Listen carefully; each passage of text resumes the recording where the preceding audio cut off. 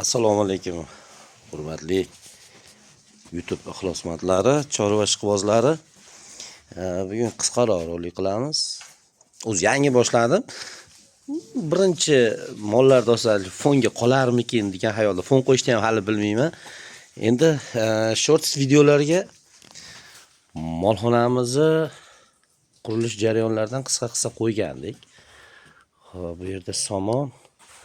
Molxonamizni razmerlari shu bilan birgalikda bo'yi, basti, eni shularni bir o'lchab sizlarga aytmoqchiman. Mana bu xaridan molxonamizni oxirigacha, ya'ni mana bu yerigacha 1.95. Ko'pchilik maqtaydi meni molxonam balandgina, chiroyli bo'libdi deb.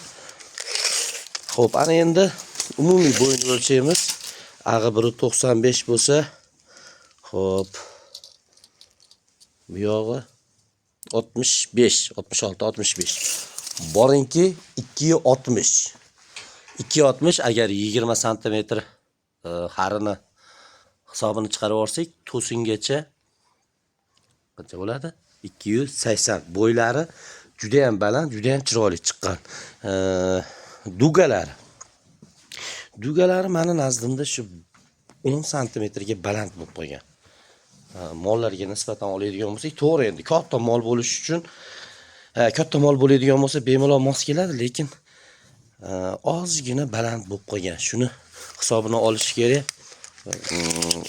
Agar qurayotganda molxonani mana shuni ozgina hisobini olinglar. Endi biz ko'proq kichikroq mol boqamiz. O'sha o'tgan yili xo'p, hisoblaymiz. Tak 65 dan 64,5 dan boshlanyapti.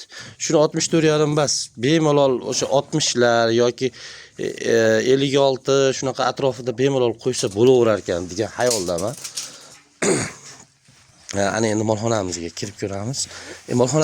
Mollar bo'shab ketmasin deb bunaqa yog'och qo'yganmiz. Nariyog'iga ham to'sqich qo'yganmiz. Bo'shab ketdi, favqulodda nima bo'lmasin deb. Xo'p. Molxonamiz buzilib ketmasinga mana bu yerga ugolnik qo'yib chiqqanmiz. Alibek o'rtog'im qilib berganlar buni. Ugolnik mana bu betonni buzilishini oldini olar ekan. Xo'sh. Boringki 60 sm mana bu mol turadigan joygacha.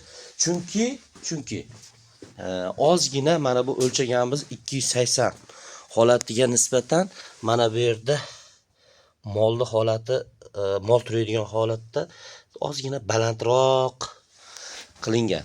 Uklon olingan. Mana bunday ko'rsanglar ham bo'ladi. Keyin xo'p, molimizni go'ngga tushadigan joy nisbatan 5 sm chuqur bo'lib qolgan.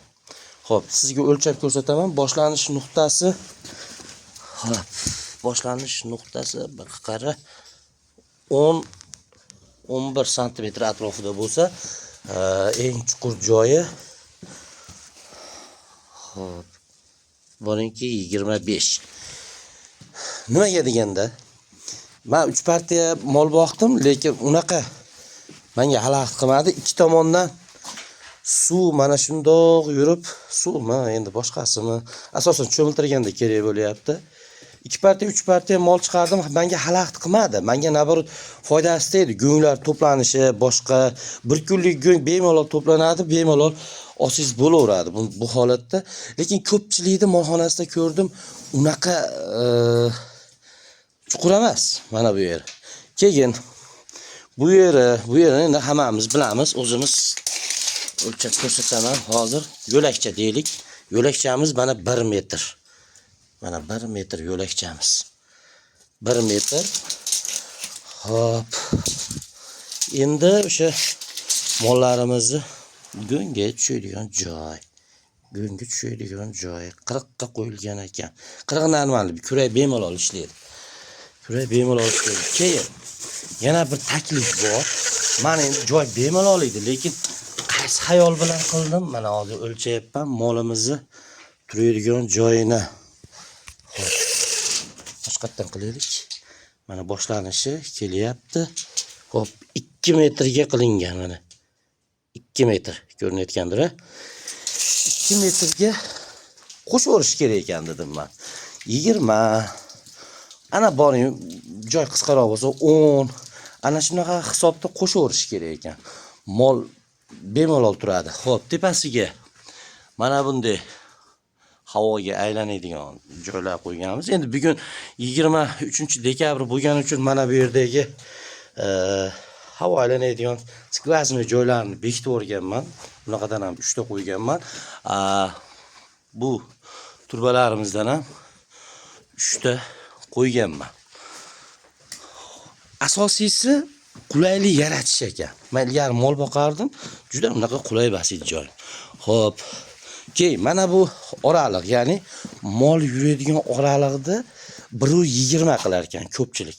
Men shuni ataylab 1.5 qildirganman. Jicha xatolik bo'lgan. O'zi 2 metr qildirishim kerak ekan mana shu oraliqni. 2 metr. Keyin salafanda o'rash jarayonida birinchi shu tepalarni bekitib chiqqandim. Molxonam qizib, o'tgan yili 8 ta edi nog'oz. Molxonam qizib, juda bir hidlari boshqa bo'lgan. Shuning uchun tepasini polni ochib tashladim. Polni ochib tashladim. Eshigi ochiq turadi, eshigi o'zi salafanda. Keyin mana bu yerdan bekitgan bo'lsam, yana ham kengchilik bo'lsin deb, mana bu ustundan boshlab, mana shu yerda bir 6-7 metr joyda yana navesga o'xshatib, bu ham salafanda, bu ham ochib yuboriladi. Chunki bu yerda ilgari mana bu joyda somon yutardim, unga qulay edi. Keyin nasosim bor. Nasosim biror marta o'tgan yil muzlamadi, chunki molning o'zini issig'i bu molxonani bilmayman bir ajoyib tashlaydi. Issiqqina zo'r. Umuman muzlamaydi. Yana nimalar haqida gapirishim mumkin? Endi molni oxiri hamma ko'yniga qaraydi. Bu yog'imiz 15-16 sm atrofida, bu yog'imiz albatta 20 bo'lishi kerak. 20 mana. 20. Endi ichi xo'p, ichi 52 qo'yilgandir, bizda 53 chiqyapti. Keyin mana bu yerini ozgina chuqur deb hisoblayman. 30 sm da, mana 30 ko'rinayotgandir, mana tagidan boshlangan. O'rtasi chuqur, anaqa hovuzcha shaklida bo'lgan. Shuni 25 qilish kerak ekan. Agar siz qilmoqchi bo'lsangiz, bemalol 25 qilib 25 sm chuqurlikda qilish mumkin. Yana bu mollar haqida aytib o'taman. 14-avgust kuni kelib tushgan o'sha Qo'qon tarafdagi uchli bolalar, yigitlar bor, ana shulardan olganman.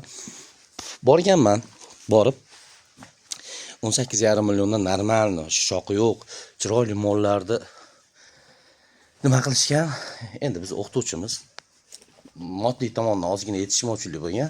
Chunki o'tgan yili, bu yil olganman aytgancha. Bu yil 14-avgust bo'lsa, juda ko'p qurilish qildik, cheklarni o'radik, boshqa qildik. Imkoniyatimiz shundan bo'lgan 17 million so'mdan olganman. Lekin molni qo'shishim zo'r. Zo'r. Hozir mana navlari qanaqa bilmayman. Adashmasam gibrid deysizmi yo xullas shunaqa mollar. Endi bilganlar yozib olar bu qanaqa mol. To'g'ri sorti pastroq bo'lishi mumkin, lekin mollar yaxshi mollar. Bozorga chiqib yozgan chorva mol bozoriga chiqib, to'g'risi bu narxga bunaqa mol ololmaganman. Endi oz qol, bundan faqat qo'shadi. Hali ko'p video tayyorlayman, ko'ramiz birgalikda qanaqa ketadi mol. Qanaqa tarozi yo'q, endi tarozi bo'lganda aytardim bularda. Bugundan boshlab bemalol hisoblasa bo'ladi-da, chunki qo'shishni boshladi mollar. Mana kichkinani qarang, do'mboqchani. Mash yomon berib yubordi hozir. Berib yubordi, ammo bo'y o'smadi, lekin berib yubordi. Go'shtga ishlab yubordi to'g'riroq. Xo'p, rahmat, sog' bo'linglar, tan jonlar yomon bo'lsin.